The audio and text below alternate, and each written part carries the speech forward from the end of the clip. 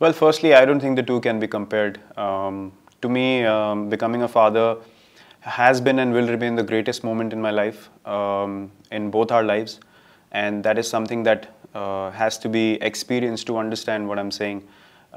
Secondly, the connection to the team does not go away in any situation, especially when you have given everything for the team, especially the test side for the last 6 years, on a daily basis, being motivated to take test cricket on top, take Indian cricket on top, and the whole group has put in so much effort, and you're connected invariably. And I was watching all the games.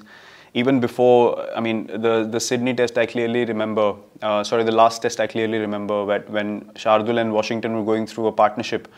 I was watching it on my phone, just before we had to go in when the doctor called us. So that's how connected you are to the team, and that's how much you are looking forward to the guys doing well.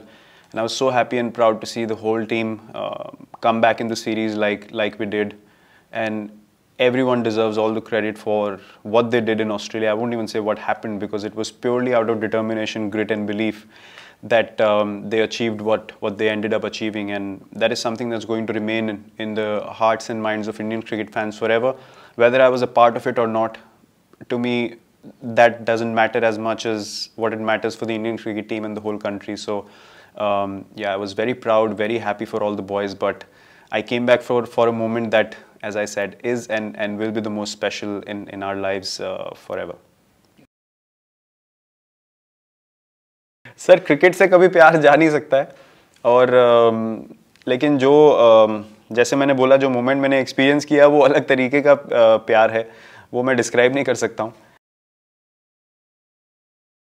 Basically जो हमारी team की identity है वो हमने बहुत सालों से create करी है. जब से 2014 में मैंने पहली बार टेस्ट कैप्टनसी करी, और तब से हमने एक चीज़ डिसाइड करी थी कि जहां हमें चांस मिलेगा हम जीत के लिए जाएंगे, और ड्रॉ हमारा लास्ट ऑप्शन रहेगा जब हमारे पास जीतने का चांस नहीं बचता.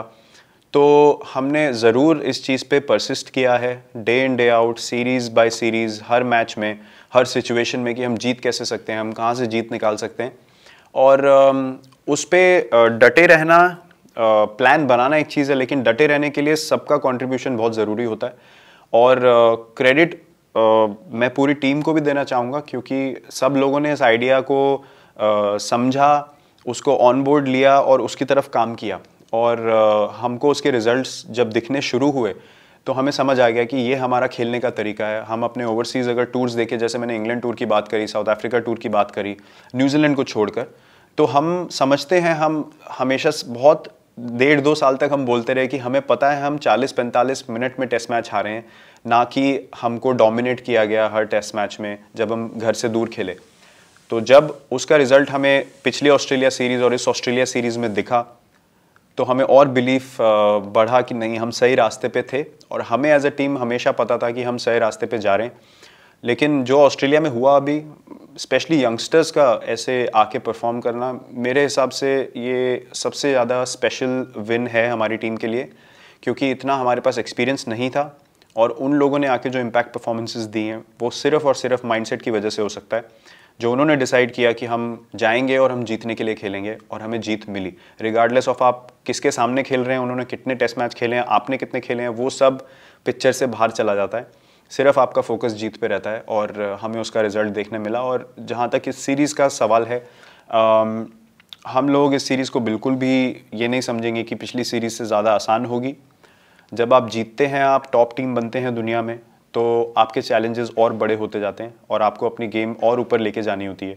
वही लॉन्जेविटी, वही कंसिस्टेंसी और सक्सेस का सीक्रेट है इस लेवल पे खेलने के लिए. तो हम लोग उतनी ही डिटर्मिनेशन, उतना ही बिलीफ, उतनी ही इंटेंसिटी से खेलेंगे जो हम ऑस्ट्रेलिया में खेले, और कोशिश करेंगे कि हमारे वही प्लान्स एग्जीक्यूट हों, और उसी हम बिलीफ और डिटर्मिनेशन के साथ खेलें.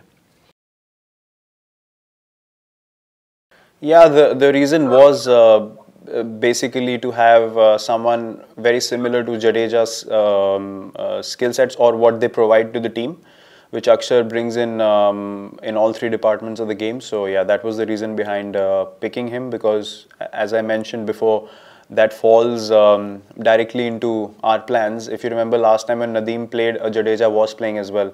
So that makes a difference. And yeah, because Jaddu was not available, then Akshar was preferred because he brings in the same kind of disciplines on the field.